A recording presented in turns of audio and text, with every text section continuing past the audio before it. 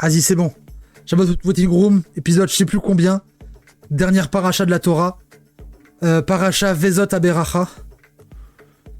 La toute fin de la Torah. Coucou April. Les tout derniers mots de Moïse. Le chat, est-ce que vous vous rappelez de ce qu'on avait fait la fois dernière? C'est bien ça, je veux toujours faire la révision.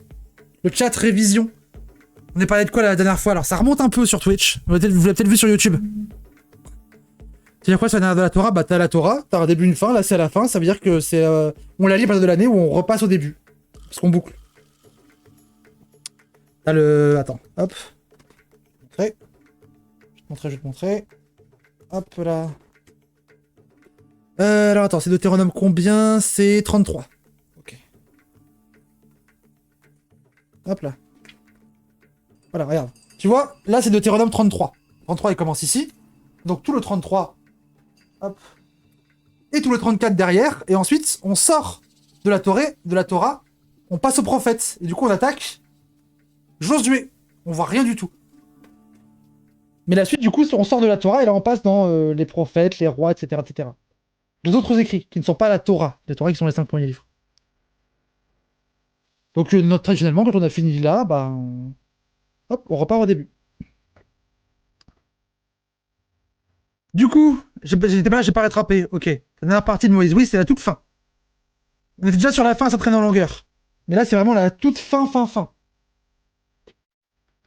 Dernière parole de Moïse. Vous vous rappelez, juste avant, il était sur bénédiction, malédiction, on rappelle un peu tous les droits, les devoirs, tous ces trucs-là. C'était les cantiques, la dernière, il y avait un des cantiques, ouais. Il y avait tout le truc poétique, c'est un peu émouvant. Bah là, ça va chialer aussi, hein. Ça va chialer dans les comières. Ah oui, la rosée, les eaux et tout. Toi, tu révises, Forest, hein. On va chialer un peu aussi dans les chaumières, hein, cette fois-ci, hein. Forcément, c'est la fin, quoi. Les malédictions longues comme mon cul, exactement, c'était ça. Voici la bénédiction dont Moïse, l'homme de Dieu, bénit les enfants d'Israël avant de mourir. Il dit, l'Éternel est apparu du haut du Sinaï, a brillé sur le Séhir, pour eux. Important, pour eux. S'est révélé sur le mont Pharan, a quitté les saintes myriades qui l'entourent. Dans sa droite, une loi de feu, pour eux. Oh, attendez, celui-là, il est important. Il a quitté les saintes myriades qui l'entourent. C'est quoi les saintes myriades? Le chat révision. Contrôle surprise. Ah, j'ai pas mis le truc contrôle surprise. Ah, attendez. Contrôle surprise, le chat. C'est quoi les saintes myriades? Un gâteau. Non, c'est pas un gâteau. C'est quoi les saintes myriades, le chat? Attendez. Non, ah. Il y a de musique, c'est un temps câble. Voilà. Le chat, c'est quoi les saintes myriades? Non, c'est pas comme ça qu'il faut que je fasse. C'est comme ça, voilà.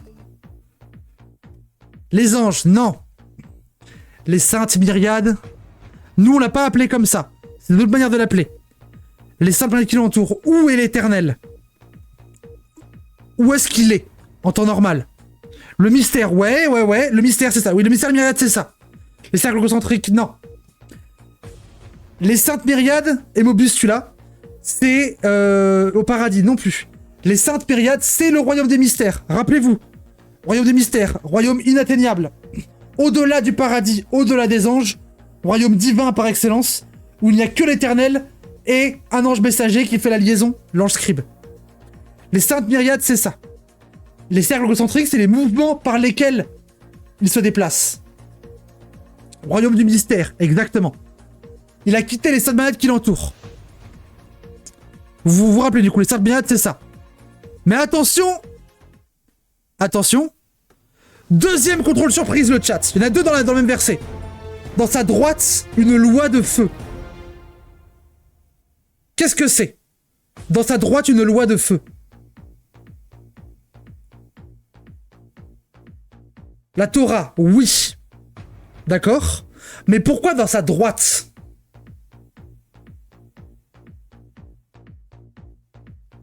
Pourquoi dans sa droite, une loi de feu? Pourquoi la droite? Rappelez-vous. C'est les piliers. Ouais, tu t'approches. La loi, c'est la droite. Exactement. Quand vous avez les séphirotes, la colonne de gauche, c'est la colonne de la loi. Mais nous, qu'on présente toujours l'Éternel ou les humains face à nous, à sa droite, C'est à gauche, donc c'est la colonne de la loi. C'est la Torah. Droite, l'ordre, la gauche, l'amour et le centre, l'équilibre. Exactement. Putain, bien joué. Bien joué, bien joué. C'est bon, vous révisez, vous l'avez. Bon, du coup, il s'est révélé sur le mont Pharan. Il a quitté les saintes myriades qui l'entourent. Dans sa droite, une loi de feu pour eux.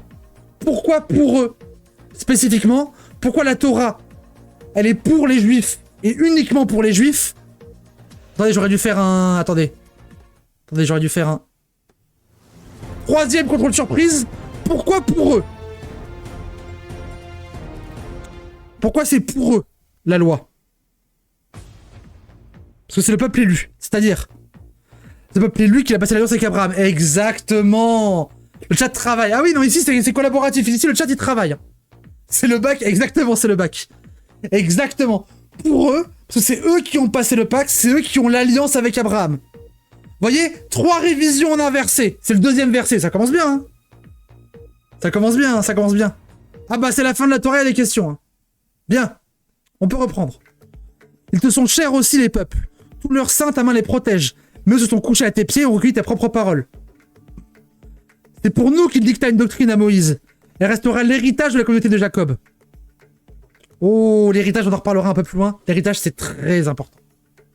Retenez ce mot, l'héritage. Ainsi devint-il roi de Yeshurun, les chefs du peuple étant réunis, les tribus d'Israël unanimes. Attention, encore contrôle surprise. Les tribus d'Israël, c'est quoi, les gens?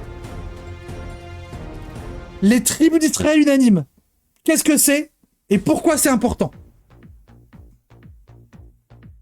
Allez-y. C'est le moment, c'est question pour un champion, là. On attend. Quelles sont les tribus d'Israël? Et pourquoi c'est important de les unir? Les 12 familles, oui. Les descendants des 12 fils de Jacob, oui. Ouais. Qu'est-ce qu'elles composent, ces 12 tribus? C'est les familles, tout à fait. Et ces 12 tribus, qu'est-ce qu'elles composent? Il y a les Lévis dedans, tout à fait. La fin de l'Exode, non. Chacune leur rôle, oui, tout à fait. Mais dans leur ensemble, qu'est-ce qu'elles composent? Le peuple d'Israël, exactement. Le peuple élu, le peuple juif. Exactement. Bien vu. Putain, vous êtes fort, hein. Vous êtes fort, vous avez bien révisé. Félicitations. Que Ruben vive et soit immortel, que sa population soit innombrable. L'île de Ruben, c'est une métaphore pour le peuple juif. À Judas, il a adressé ses bénédictions. Ah non, il prend toutes les... Ah non, pardon, my bad, j'ai mal compris. Il prend toutes les... Il donne des bénédictions aux différentes tribus. Ruben, il donne la bénédiction de la longévité et de la prospérité en termes d'enfants. À Judas, il a adressé ses bénédictions. Écoute, Seigneur, le vœu de Judas, en l'associant à son peuple, que son bras s'en fasse le champion et lui serve d'auxiliaire contre ses ennemis. Il se passe quoi, là, le chat, à votre avis? Qu'est-ce qu'il est en train de faire, Moïse? Qu'est-ce qu'il est en train de faire, là, Moïse? Pourquoi il dit ça? Pourquoi il prend un par un pour leur donner des bénédictions?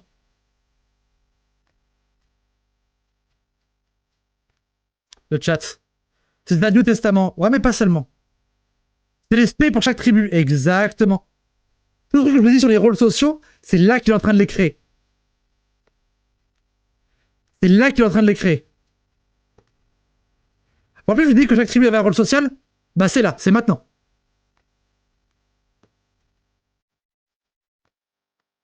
Pour chacun vivre ensemble. Ouais, mais pas que, non. En fait, il est en train de créer les classes, si vous voulez.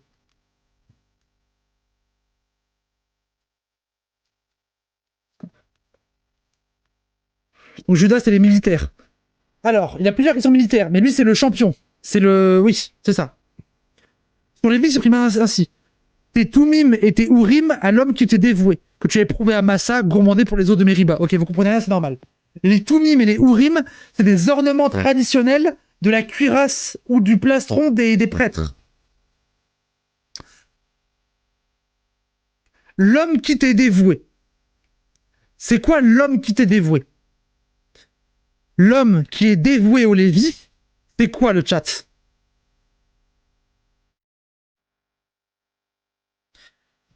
C'est quoi un homme qui est dévoué au Lévi?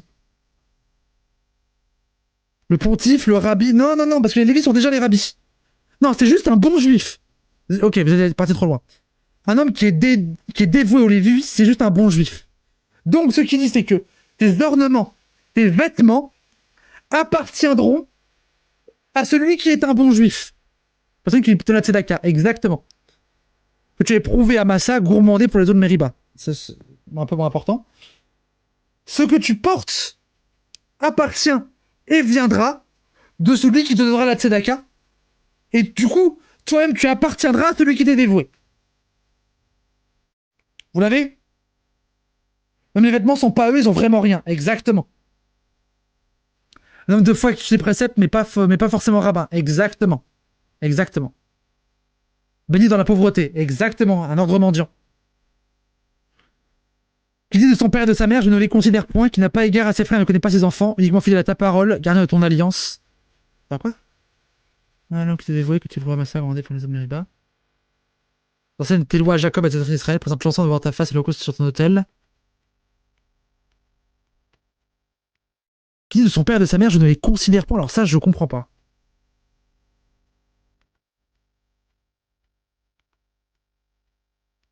Ah, je suis pas sûr de l'avoir celui-là.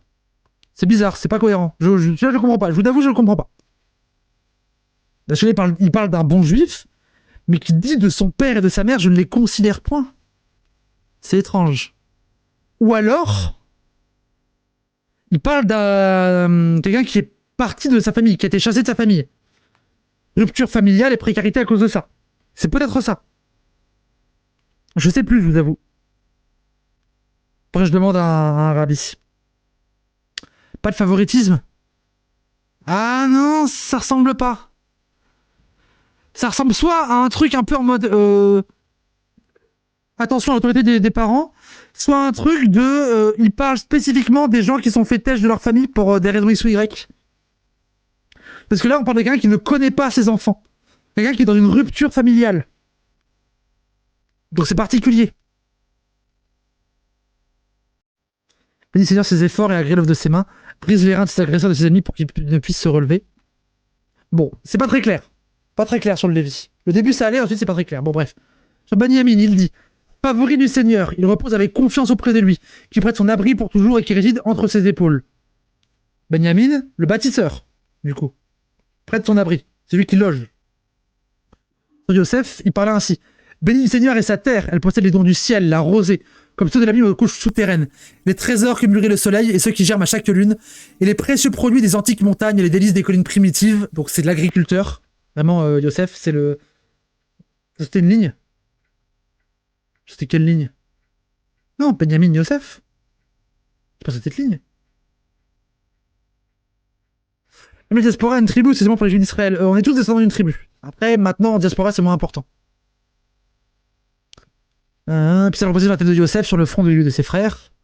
Le taureau, son premier-né, qu'il est majestueux, ses cornes sont celles du Réhem. Avec elle, il terrassera les peuples, tous ensemble jusqu'aux confins de la terre. L'une, ce sont les myriades d'Éphraïm, l'autre, les milliers de Manassé. Ok. Joseph, donc, le paysan, l'agriculteur. Ça sonne les lois à Jacob. T'as quoi? Non, je l'ai dit ça, je l'ai dit. Attendez, j'ai perdu du coup. À Zabulon, il dit ces mots. Sois heureux, Zabulon, dans tes voyages, et toi et Sachar dans tes tentes. Les nomades. Ils conduiront des peuples sur la montagne pour y offrir des sacrifices pieux, qu'ils aspireront l'opulence des mers et les mystérieux trésors cachés dans le sable. Les marins aussi. Au sujet de Gad, il dit hommage à celui qui a grandi Gad. Il se campe comme un léopard, met en pièces et le bras et la tête. Il s'est adjugé les prémices de la conquête, et là est sa part, réservée par le législateur, le conquérant Gad. Il s'avance cependant au premier rang du peuple, accomplissant l'œuvre sainte du Seigneur, fidèle à ses devoirs envers Israël. Donc c'est le soldat au sens policier, conquérant, bagarre. Au sujet de Dan, il dit Dan est un jeune lion qui s'élance du Bassan. Un guerrier aussi. Un autre type de guerrier du coup. Jeune lion, c'est encore autre chose. À Nephtali, il dit ô Nephtali, rassasié des grâces diverses, comblé des bénédictions du Seigneur, que le couchant et le midi soient ton héritage. Au sujet d'Acher, il dit béni entre les fils soit Acher, bienvenu auprès de ses frères et baignant de son pied dans l'huile. Tes forces seront bardées de fer et d'airain, ta sécurité durera autant que ta vie, les forgerons. Et aussi les bâtisseurs. Rien n'égale le Tout-Puissant, ô Yeshurun, il est ton soutien, lui qui siège dans les cieux et dont la majesté plane sur les nus. Tu as pour refuge le Dieu primordial. Pour support, c'est bras éternel. Il écarte devant toi l'ennemi. Il décrète sa ruine. Et Israël réside avec sécurité. Elle coule solitaire, la source de Jacob. sur une terre riche de blé et de vin, sous des cieux qui lui versent la rosée. Si quelqu'un devient juif demain, il descend des tribus. Ouais, tu te rattaches à une tribu quand tu te convertis. T'es pas obligé, mais il y en a beaucoup qui le font. Heureux es-tu Israël, qui est ton égal, peuple que protège le Seigneur. Bouclier qui te sauve, il est aussi le glaive qui te fait triompher. Tes ennemis ramperont devant toi, et toi tu fouleras leur hauteur. Protecteur. Et enfin le dernier chapitre. Et c'est là qu'on chiale, hein. C'est là qu'il pleut. Non, Moïse se dirigea des plaines de Moab vers le mont Nebo, et monta au sommet du Pixa, qui est en face de Jéricho. Donc, en face de ta promise pour la voir et ne jamais y entrer. L'Éternel lui fit contempler tout le pays, le Galaad jusqu'à Dan. Tout Nephtali, le territoire d'Éphraïm et de Manassé, le territoire entier de Juda jusqu'à la mer ultérieure. Il lui fait voir toute la terre promise. Puis le Midi, le bassin du Jourdain, la vallée de Jéricho, la ville des palmiers jusqu'à Soar. L'Éternel lui dit, c'est là le pays que j'ai promis par serment à Abraham, à Isaac et à Jacob, en disant, je donnerai votre postérité. Je te l'ai fait voir de tes yeux, mais tu n'y entreras point. Donc là que mourut Moïse, le serviteur de l'Éternel, dans le pays de Moab, sur l'ordre du Seigneur. C'est triste un peu. Il fut enseveli dans la vallée du pays de Moab, qui fait face à Beth-Péor, mais nul n'a connu sa sépulture jusqu'à ce jour. Moïse était âgé de 120 ans lorsqu'il mourut. Son regard ne s'était point terni, et sa vigueur n'était point épuisée. Mais oui, moi je suis la tribu de Siméon. Les bâtisseurs et... pas bâtisseurs, les vengeurs et juges. Les enfants d'Israël pleurèrent Moïse dans les plaines de Moab, 30 jours, visant complètement le temps des pleurs, le deuil de Moïse. Or, Josué, fils de Nun, était plein de l'esprit de sagesse, parce que Moïse lui avait imposé les mains. Les enfants d'Israël lui obéirent et agirent comme l'Éternel avait prescrit à Moïse. Ça, c'est important. Josué est le prophète après Moïse. Et Moïse, en tant que prophète, rappelez-vous toujours, a annoncé Josué, lui a fait une imposition des mains pour lui transmettre. Josué, du coup, prend le relais des prophéties. Mais il n'a plus paru en Israël un prophète tel que Moïse, avec qui le Seigneur avait communiqué face à face. Dernier des vrais prophètes, Moïse. Eut égard à tant de signes et de prodiges que le Seigneur lui donnait en mission d'opérer en Égypte sur Pharaon, ses serviteurs et son pays entier. Ainsi qu'à cette main puissante, et à toutes ces imposantes merveilles que Moïse accomplit aux yeux de tout Israël. C'est la fin de la Torah. Moïse meurt. Avec lui se termine la Torah. Avec lui se termine le dernier des grands prophètes. Ce qui reste de Moïse, c'est... Je passe en plein écran. Ce qui reste de Moïse, c'est la Torah en héritage. Vous avez dit qu'on en reparlerait. De toutes les manières que Moïse avait de définir la Torah, de par son côté saint, de par la rigueur, de par l'importance, de par la loi, de par la force, il a qualifié en un seul mot, c'est l'héritage. La Torah est l'héritage du peuple juif. Elle transcende les générations, elle est toujours là. Oui, c'est aussi la fin de l'Exode et du humanisme, tout à fait. La Torah, à partir de ce moment-là, quand elle a fini d'être écrite, elle accompagne tous les juifs.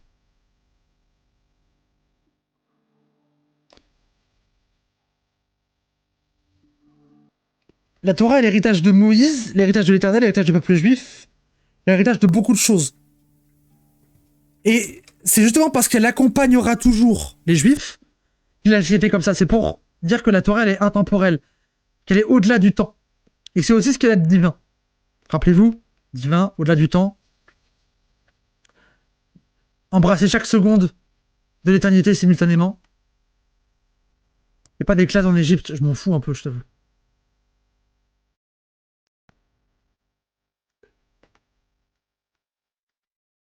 Comment dire?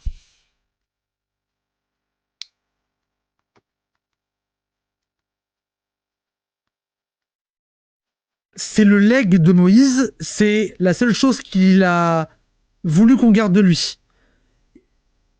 Il n'a pas voulu qu'on garde sa sépulture. Moïse ne voulait pas qu'on l'idolâtre lui. Il ne voulait pas qu'on garde un lieu de pèlerinage, il ne voulait pas qu'on garde une mémoire de lui spécifiquement, il voulait qu'on garde une mémoire de la Torah.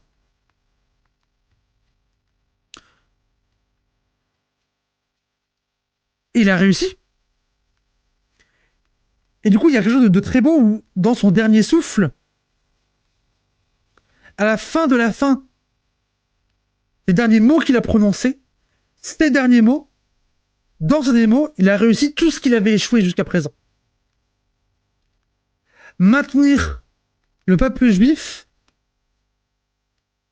dans l'orthodoxie et dans l'obéissance aux lois, et ne pas leur faire oublier, rappelez-vous. Faire en sorte que le peuple juif se souvienne. C'est ça qu'il avait échoué avec le veau d'or. C'est pour ça qu'il avait été puni. Et dans son dernier souffle, il a réussi à... il a juste réussi à faire ce qu'il devait faire, ce qu'il avait échoué pendant toute sa vie. Il a réussi dans sa mort. Il a réussi sur 3500 ans. Il a réussi sur des millénaires. Moi, je trouve ça un peu incroyable. Voilà. Stylé, hein? C'est pour ça que c'est aussi que c'est un prophète, parce qu'il a réussi. Exactement. Parce que, en fait, Moïse, ça c'est un peu plot twist, Moïse n'a pas vraiment échoué. Moïse est un prophète n'échoue pas. Le prophète réussit juste au bon moment. Et que pour l'Éternel, qu'il réussisse maintenant ou plus tard, ça ne change rien. Rappelez-vous, l'Éternel n'a pas de temporalité. Il a réussi. Mais s'il a réussi, c'est parce qu'il était prophète, c'est une tautologie. Un prophète n'échoue pas. Sinon, il n'est pas prophète, s'il va échouer. Moïse a réussi. En pensant qu'il allait échouer, voire même en pensant qu'il avait échoué, en fait, il a réussi quand même. C'est le destin. C'est pas lui qui choisit. C'est fort un peu, non?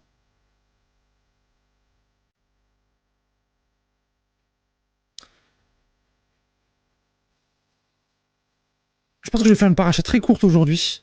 Je vais m'arrêter dans... Je vais m'arrêter là. C'est la paracha Vezot Aberacha. Parce qu'il réussit, au moment où il réussit, qu'il devient un prophète. Rétroactivement, oui. C'est plutôt que c'est ce moment qui justifie tout ce qu'il y a eu avant.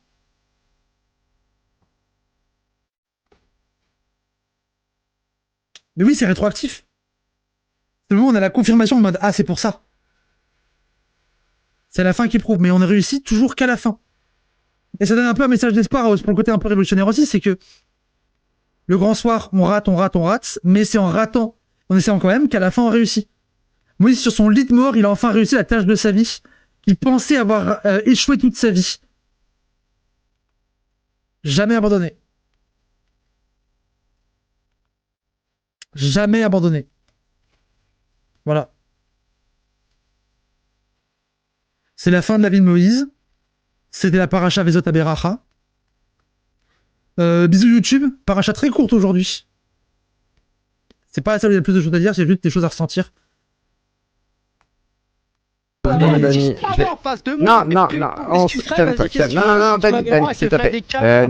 Dani, voilà, des bisous, des câlins, et une petite bière avec un bédo, on se détend 2 secondes. C'était pas du tout l'ambiance. Mais bon. Bisous YouTube. Prends soin de toi. Paracha beaucoup plus courte cette fois-ci. Mais prochaine paracha, on repart au début de la Genèse. Il y a 6 chapitres. Ça va être long. Prochaine paracha, la première paracha Bereshet, je crois, de mémoire. C'est du tout début de la Genèse, donc au commencement il n'y avait rien, etc. Jusqu'à la fin de Noé. Donc il y a vraiment tout, jusqu'au déluge. Ça va être mastoc, ça va être long. Du coup, petite paracha.